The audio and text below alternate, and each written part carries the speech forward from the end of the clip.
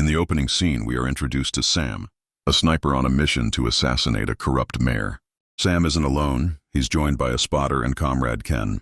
It is revealed that Sam and Ken were once members of the British Special Forces, but now work for a private military company. As they wait for their target to arrive, Sam and Ken discuss the existence of God. According to Sam, God never exists, and when people die, life disappears. However, Ken believes in God and afterlife. After discussing this, Ken reveals that he has reserved a hotel in Amsterdam for 2 weeks from now. He did this because he and Sam hadn't taken a holiday together in a long time, and the appeal of the women in Amsterdam was alluring. Hearing this, Sam says he can't promise to be there. Soon after their target, the mayor arrives. So Sam and Ken hastily prepare. Demonstrators are gathered in front of the mayor's office, well aware that he is corrupt and operates an illegal armaments business. However, in front of his own constituents, the mayor shamelessly meets his wife while disregarding the crowd. As Sam prepares to take the shot, the mayor's wife unintentionally looks Sam's way, immediately protecting her husband. As a result, Sam misses his first shot, but Ken urges him to keep focused and try again. On the second attempt, Sam successfully eliminates the mayor before the two flee. As Sam and Ken prepare to jump to their extraction point, they notice the mayor's men closing in on them. In the end, they decide to enter the building, killing a few of the mayor's men on the way. When they emerge, more of the mayor's men are waiting for them. As a result, Sam and Ken are apprehended with no clear way to flee. At the same time, police and FBI agents are still making their way to the scene. As Sam and Ken are ready to be arrested, they unexpectedly overpower and eliminate the mayor's men. After defeating the remaining guards, they flee westward and board a garbage truck. Moments later, the police and FBI arrive, but Ken and Sam have vanished without a trace. Sometime later, Sam and Ken are on a plane returning to the UK. Ken, seeing Sam's unease, asks whether he's okay. At that point, Sam acknowledges that he is shaken from his earlier blunder of shooting the wrong target. Ken then reassures Sam, telling him to forget about it. He believed that the mayor and his wife were both terrible and deserved their destiny. Shortly, Sam receives a call from their boss, Tamara, who inquires about Sam and Ken's well-being. Sam responds that they are well and that everything went perfectly. However, Tamara, sensing Sam's distress after shooting the mayor's wife, offers to send a psychologist to check on him. Hearing this, Sam declines, assuring her that he will be fine and that she should not worry. After a few hours, Sam and Ken landed in the UK. Ken reminded Sam that they were due to go on vacation to Amsterdam in 2 weeks and the hotel was already reserved. Sam stated that he had not yet chosen whether or not to go. After that, they parted ways and drove home in separate automobiles. In the following days, Sam was seen jogging in the forest where his house was also located.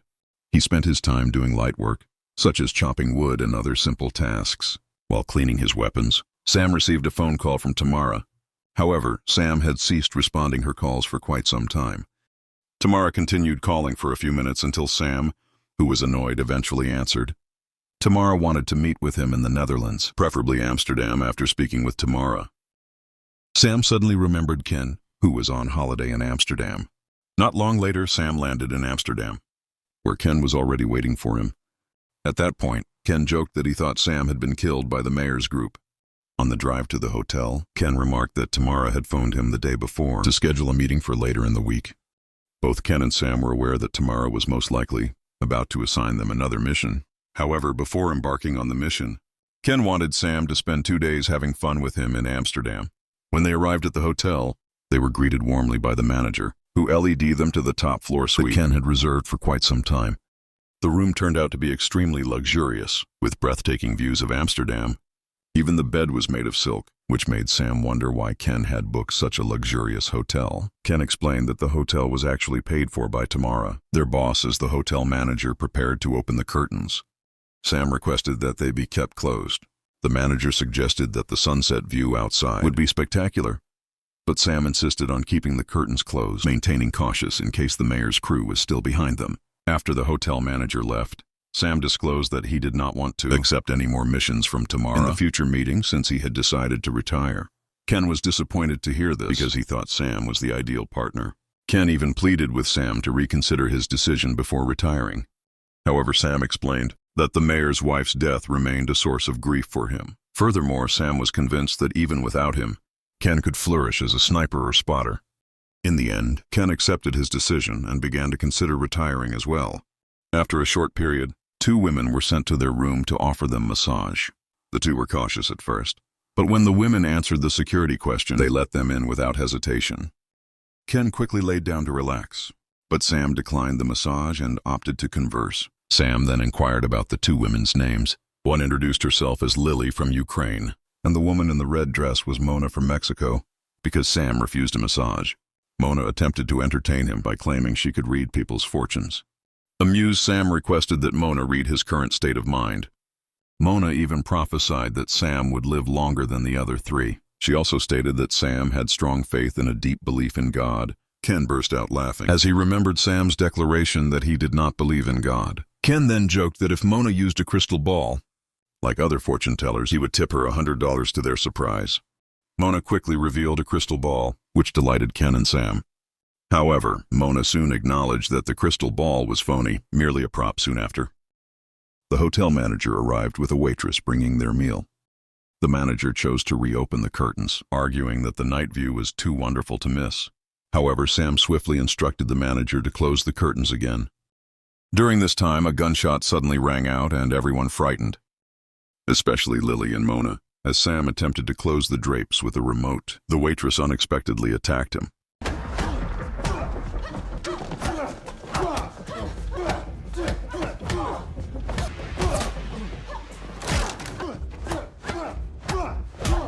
However, the enemy sniper accidentally shot the waitress and killed her instantly. Furthermore, the hotel manager unexpectedly attacked Sam, resulting in a fight between them.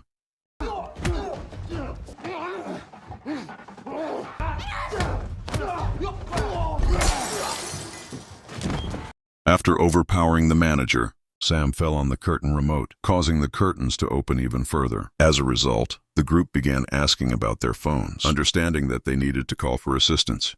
Fortunately, Lily's phone was the most accessible, so Ken attempted to collect it, narrowly missing multiple gunshots in the process. At the same time, Lily, still in shock, stood up and almost got shot. Sam swiftly calmed her down and assured her that everything would be fine. Sam advised Ken to contact Tamara, as she was the only person who could assist. When the call was connected, Ken explained that they were being attacked by an enemy sniper. Tamara quickly inquired as to who would be targeting them, and Ken thought that it could be the mayor's group, which they had eliminated 2 weeks prior. Tamara advised them to be patient, as her team would target the enemy sniper within 20 minutes. A short time later, Sam was abruptly attacked again by the hotel manager, who was still alive, fortunately. Sam thwarted the attack and Ken pushed the manager out of the hotel. However, as Ken hid behind a door, the enemy sniper managed to shoot him. 10 minutes later, Sam received a call from Tamara, who informed him that her team had killed the enemy sniper. She directed Sam to gaze west, where her team would use a flashing light to confirm the sniper had been silenced. Sam felt glad when he received confirmation that they could safely depart the hotel, however. Before Sam could proceed, Mona cautioned him to remain watchful. As Sam peeked out the window, an enemy sniper opened fire on him. As a result, Sam learned that the shooter targeting them was actually one of Tamara's own men. Sam then asked Tamara what she really wanted. In answer, she stated that it was all because Sam intended to retire, which Tamara relied significantly on. Sam inquired as to how Tamara became aware of his retirement plans and why she had also targeted Ken. Tamara immediately revealed that the hotel had been bugged, and she suspected that if Sam retired, Ken would follow suit. Meanwhile, the sniper, still following Tamara's orders, kept firing in the chaos. Lily, terrified, stepped out of hiding and was shot. Things quickly spiraled out of control, leaving only Sam and Mona standing. Sam attempted to reach the curtain remote during an opportune moment, but it was broken, leaving the curtains open. Camera also stated that all phone and communication access in the room had been intercepted, making Sam unable to contact anyone. When Sam realized Tamara was also viewing through the room's CCTV, he destroyed the camera. This infuriated Tamara even more, and she vowed that Sam would never escape because the door was controlled by her system. As time passed, Sam could hear Tamara's men's footsteps approaching. With no other option, Sam swiftly told Mona to hide. While he leapt towards the table, Sam reached his weapon and fired at the spotter outside from beneath the table. Sam then came under heavy fire from Tamara's surviving soldiers.